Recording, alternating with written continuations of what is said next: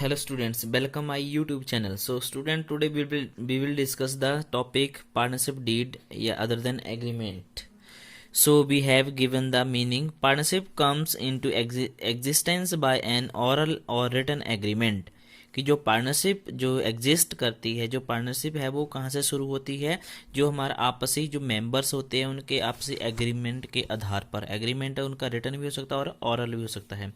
It is better to have written agreement to avoid any disputes, कि इससे बढ़िया है कि हमारा जो एग्रीमेंट है सभी पार्टनर्स के बीच में वो क्या होना चाहिए? रिटन होना चाहिए, ताकि डिस्प्यूट्स होते हैं जो आपसी झगड़े हों उनको समाप्त किया जाए। This written document known as a partnership deed details the terms and condition of the partnership.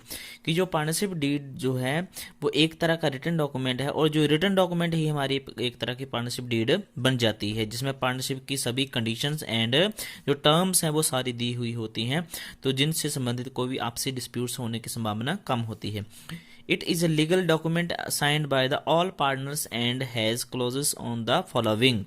कि ये जो पार्टनरशिप डीड्स होती है या एग्रीमेंट होता है वो सभी पार्टनर्स के द्वारा साइन किया गया होता है, और इससे संबंधित जो कंटेंट मैटर है वो क्या क्या है, कि कौन कौन सी चीज़ें जिसमें मेंशन्ड होती हैं। Number 1, description of the partners. कि सबसे पहले पार्टनरशिप डीड में पार्टनर्स के सभी के नेम डिस्क्रिप्शन दिए होते हैं, एड्रेस दिया होता है, मतलब जो उनका नेम है वो डिस्क्राइब्ड किया गया है, और जो एड्रेस है उनका जो कहाँ रहते हैं वो सारा कुछ उसमें डिस्क्लोज किया गया है।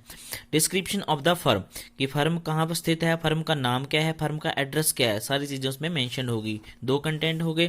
थर्ड क्या आता है? नेचर ऑफ द बिजनेस, कि उस बिजनेस का नेचर किस तरह का है, वो बिजनेस किस टाइप का कर रहे हैं, जैसे थ्रेड बनाने की कंपनी है या कोल्ड ड्रिंक की कंपनी है या कोई इलेक्ट्रॉनिक कंपनी है।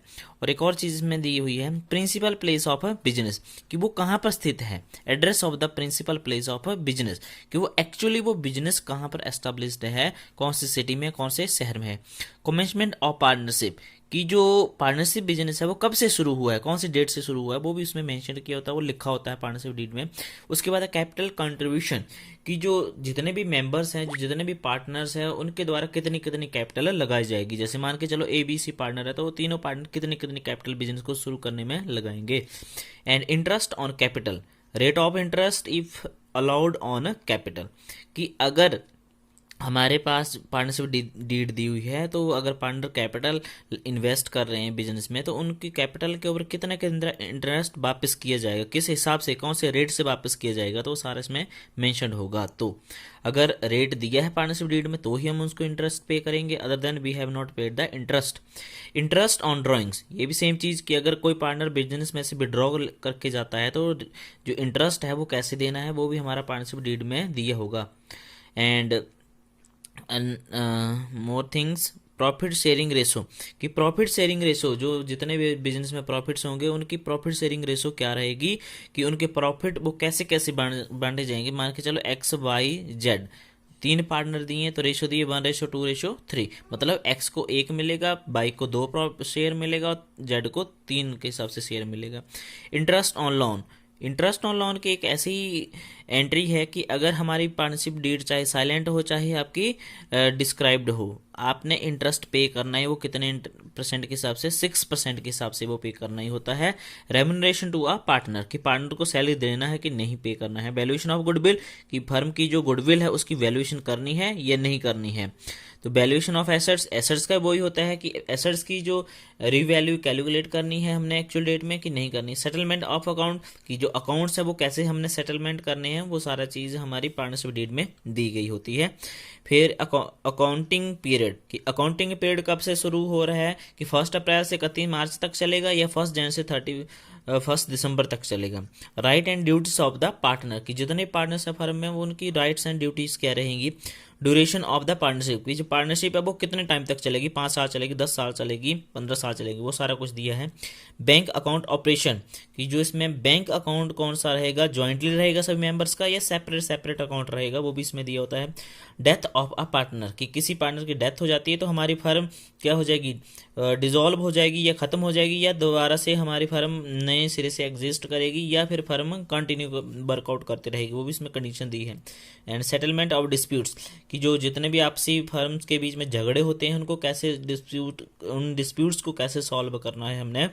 तो स्टूडेंट्स, ये जो पार्टनरशिप डीड है इसमें जितने भी कंटेंट मैटर है, अगर हमारी पार्टनरशिप डीड में दिया है कि हमने इंटरेस्ट इतने परसेंट के हिसाब से देना है, इंटरेस्ट ऑन ड्राइंग इतने परसेंट के हिसाब से देना है, तो ही हम इंटरेस्ट या सैलरी पे करेंगे मेंबर्स को। अगर हमारी पार्टनरशिप डीड एकदम से साइलेंट है, कुछ नहीं बोल रही है, तो हम किसी को भी कोई ना सैलरी पे करेंगे, कोई इंटरेस्ट पे नहीं करेंगे, कोई इंटरेस्ट ऑन ड्राइंग पे नहीं करेंगे, कोई इंटरेस्ट ऑन कैपिटल पे नहीं करेंगे, ना ही हम कोई रेम्युनरेशन पे करेंगे, ना ही हम कोई एसेट्स का वैल्यूएशन करेंगे, ना ही गुडविल का वैल्यूएशन करेंगे। और हाँ, एक इसमें जो कंडीशंस है वो आपकी आती है इंटरेस्ट ऑन लोन, चाहे हमारी पार्टनरशिप डीड क्या हो, साइलेंट हो, चाहे हमारी पार्टनरशिप डीड में दिया हो, तो हमने इंटरेस्ट जो लोन के ऊपर देना वो 6% के हिसाब से देना ही देना है।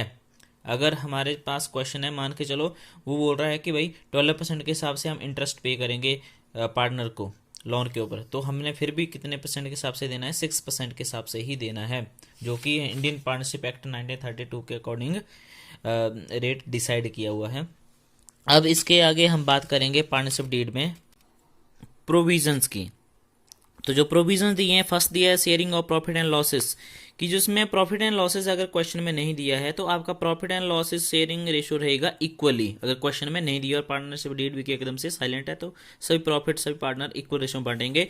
और इंटरेस्ट ऑन कैपिटल, अगर आपकी पार्टनरशिप डीड साइलेंट है, कोई कुछ रेट नहीं दिया है, तो आपकी इंटरेस्ट ऑन कैपिटल कोई पे नहीं किया जाएगा। ड्राइंग में वैसे कि इंटरेस्ट ऑन ड्राइंग पे नहीं किया जाएगा। और इंटरेस्ट ऑन लोन, तो इंटरेस्ट ऑन लोन हमेशा पे किया जाता है वो 6% के हिसाब से। और रेम्यूनरेशन टू पार्टनर, अगर हमारी पार्टनरशिप डीड साइलेंट है तो रेम्यूनरेशन पे नहीं किया जाएगा। अब स्टूडेंट्स, इससे संबंधित हम कोई इलस्ट्रेशन देखते हैं, इससे संबंधित कोई क्वेश्चन देखते हैं ताकि सारे डाउट्स आपके क्लियर हो जाएं। हाँ, तो मेरे पास क्वेश्चन नंबर 1 है जिसमें सभी कंडीशंस दी हुई हैं आपके पार्टनरशिप डीड से संबंधित।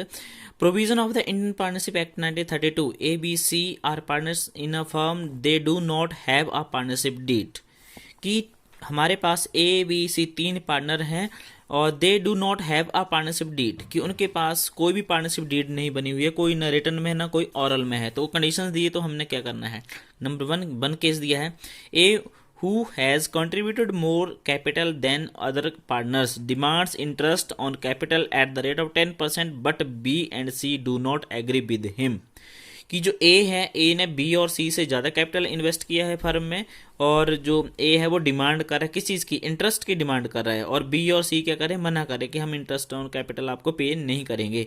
तो according to Indian partnership act 1932 के अनुसार हम इसको क्या करेंगे, हम इंटरेस्ट ऑन कैपिटल पे नहीं करेंगे। क्यों? क्योंकि हमारी पार्टनरशिप डीड क्या है, एकदम से साइलेंट है। अगर इसमें दिया होता डीड में कितने परसेंट से पे करना, तो हम पे करते, तो इसमें we have not paid the interest on capital. Second case में चलें, we has devoted full time to run the business and demands a salary ₹5,000 per month but A and C do not agree with him, कि B जो full रूप से वो क्या business में devoted है, पूरा उसका रोल है बिजनेस में प्ले, मतलब बिजनेस में अच्छे तरीके से चला रहा है, बिजनेस को कंट्रोल कर रहा है, मैनेज कर रहा है, और वो डिमांड कर रहा है सैलरी कितनी, 5,000 की। और ए और सी क्या है, डिसएग्री हैं, तो ए और सी मना कर रहे हैं बी को सैलरी पे करने में, तो हम उसको सैलरी पे नहीं करेंगे। क्यों? क्योंकि हमारी पार्टनरशिप डीड क्या है, साइलेंट है, उसमें हम नहीं बोला है कि हमने बी को सैलरी पे करनी है या नहीं करनी है। And third case है, C demands interest on the loan of ₹50,000 advanced by him at the market rate of interest which is 12%, कि C ने लोन दिया है फर्म को 50,000 के हिसाब से, और मार्केट में रेट जो चला है इंटरेस्ट ऑन लोन का वो 12% है। तो मैंने आपको पहले बोला हमारी पार्टनरशिप डीड चाहे साइलेंट हो चाहे दिया हो, तो रेट इंटरेस्ट रेट दिया हो, तो हमने कितने परसेंट रेट लगाना है, 6% के हिसाब से। तो हम 50,000 का हम निकाल लेंगे 6%, तो वो कितना आ जाएगा आपको पास, 3,000 आपके पास आ जाएगा। 3,000 इंटरेस्ट हम इसको पे करेंगे, ना कि 12% पे करेंगे। अच्छा, case number 4, A has drawn ₹10,000 from the firm for personal use, B and C demand that interest should be charge at the rate of 10% per annum, कि ए कोई पार्टनर है जिसने 10,000 अमाउंट जो है वो विड्रॉ कर लिया फर्म से, और बी और सी डिमांड करें कि भाई आप इंटरेस्ट लेके आओ, इंटरेस्ट 10% के हिसाब से बनेगा, वो आपने पे करना फर्म को। तो क्यों? क्योंकि हमारी पार्टनरशिप डीड इसमें क्या है, साइलेंट है, तो ये पर्सन भी as that should be not pay the interest on a drawing, कि वो इंटरेस्ट ऑन ड्राइंग पे नहीं करेगा। क्यों? क्योंकि पार्टनरशिप डीड में ऐसा एग्रीमेंट कोई हुआ ही नहीं है। तो फिफ्थ पॉइंट है, net profit before taking into account any of the above claims amounted to rupees 50,000 at the end of the first year of the business, A demands share of the profit in the capital ratio. How will the dispute be settled? कि last case में दिया है कि net profit आपके पास दिया हुआ firm का 50,000 का, और एक क्या कर रहा है, डिमांड कर रहा है प्रॉफिट की, कैपिटल के रेशियो के हिसाब से मुझे प्रॉफिट मिलना चाहिए, तो हम ए को प्रॉफिट नहीं पे करेंगे। क्यों? क्योंकि हमारे पास कोई ऐसा एग्रीमेंट नहीं हुआ है कि ए को हमने प्रॉफिट पे करना है। लेकिन जब तीनों की बात करेंगे तो तीनों में प्रॉफिट्स को बांटा जाएगा आपसी, बट जो 3,000 था उसको हमने लेस कर देना है 50,000 से, टोटल प्रॉफिट से। फिर आपके पास बचेगा 47,000।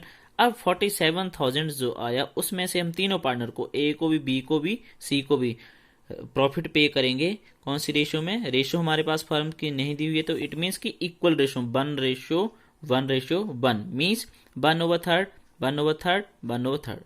1 आपके पास ये आ गया, और थर्ड मीन्स तीनों का प्लस 1, वही, और 3 मतलब तीनों का प्लस 1 सेम, और तीनों का प्लस 3। तो आई होप स्टूडेंट्स के आपको समझ आ गया होगा। Thank you.